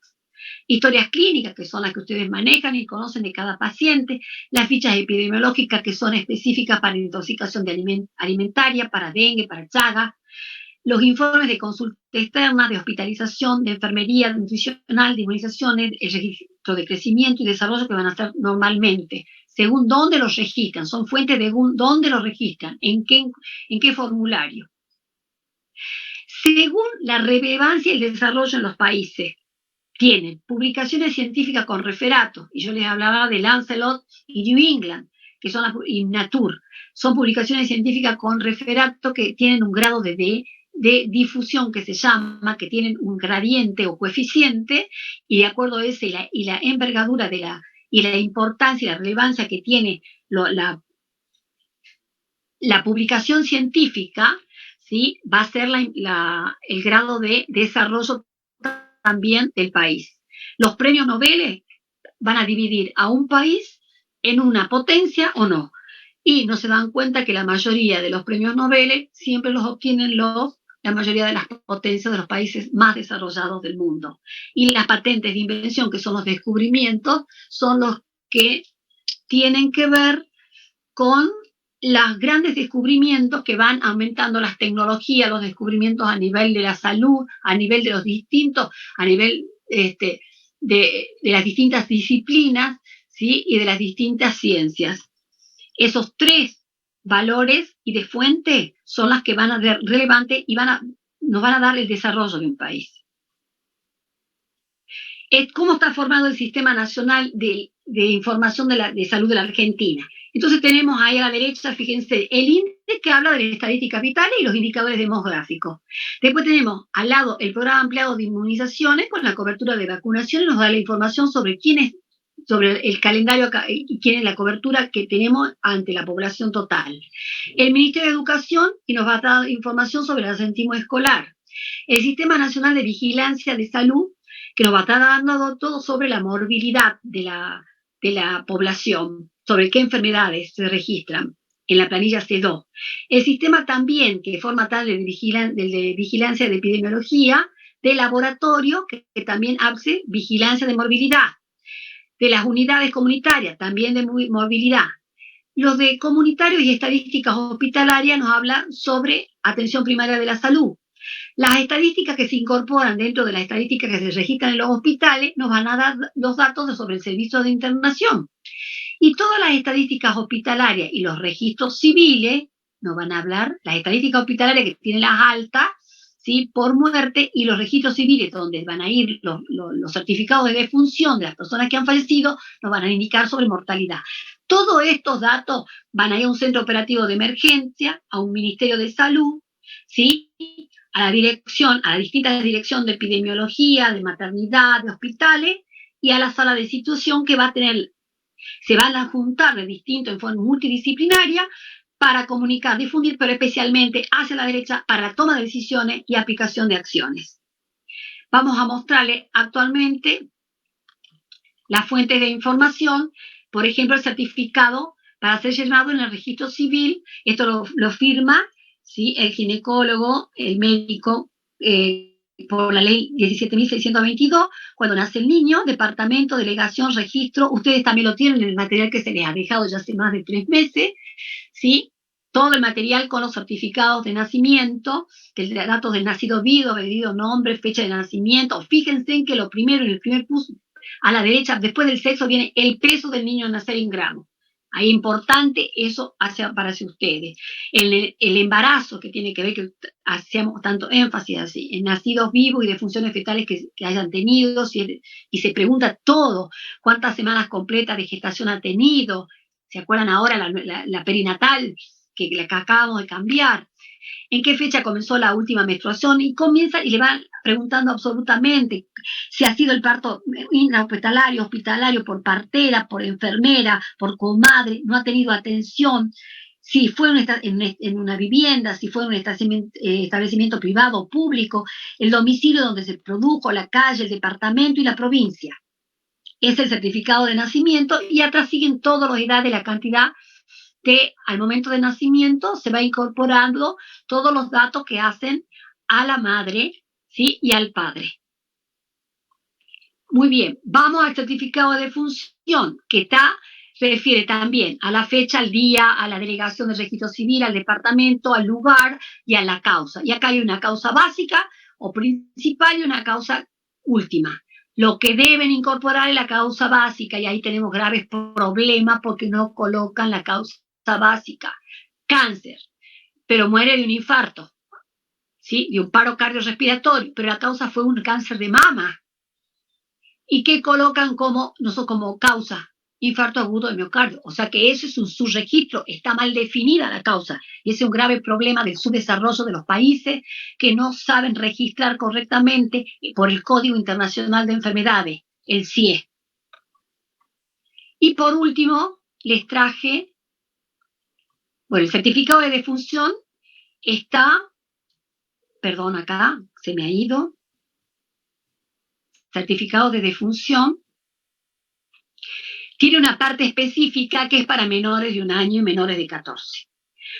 Especialmente de menores de 1 año, tiene una parte administrativa, legal y estadística, porque es gravísimo que se mueran los menores de 1 año, y todo lo que ustedes están viendo acá es para colocar todos los datos, pero completo.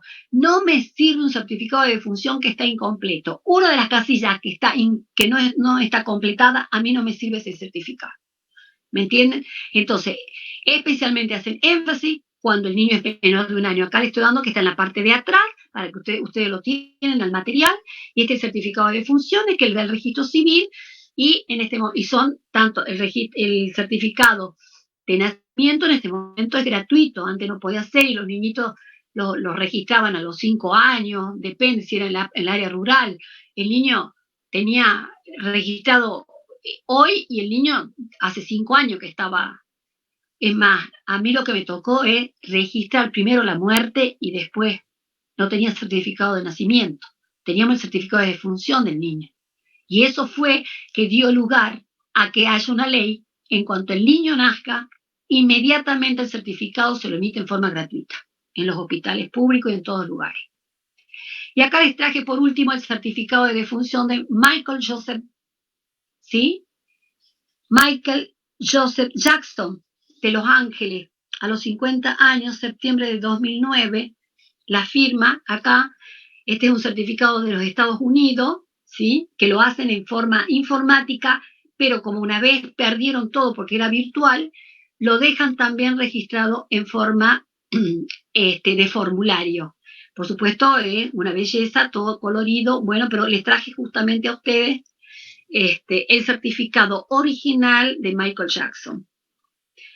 Muy bien, acá en la planilla C2 de notificación de eventos o de exenfermedades, donde se va a colocar nombre y apellido, el día, el mes y la residencia habitual o departamento con la localidad y el código del diagnóstico. Los códigos están distribuidos en 5 grupos de enfermedades. A, B, C son transmisibles, la D son exóticas y la E son las no transmisibles. Y a la vuelta de esta van a ser un grupo de patología en donde está la diarrea y las iras y los accidentes de tránsito, que van a colocarse por grupos totales de casos o por edades.